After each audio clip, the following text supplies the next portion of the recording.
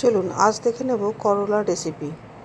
করলাগুলো প্রথমে ধুয়ে গোল গোল করে কেটে নিয়েছি, আর দুটো টমেটো কাঁচা লঙ্কা দিয়ে একটা পেস্ট বানিয়ে নেব। এদিকে বিনা তেলে বেশ কিছুটা বাদাম আর একটা শুকনো লঙ্কা ভেজে তুলে নেব। এরপর কড়াইয়ে পরিমাণ মতো তেল দিয়ে তাতে করলাগুলোকে একটু হলুদ দিয়ে ভেজে তুলে নিলাম।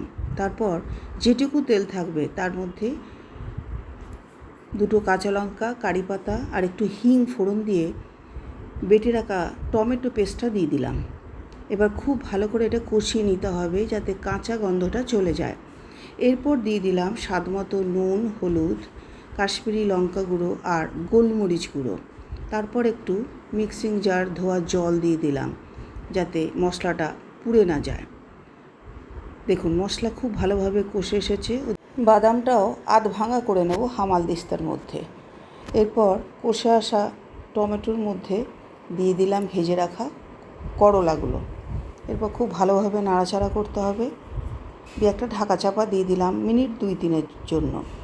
এরপর ওই আধ ভাঙা বাদামগুলো, এই ক্লিপটা আপনাদের দেখানো হয়নি, করলার মধ্যে দিয়ে নাড়াচাড়া করে প্লেটিং করে নিয়েছি।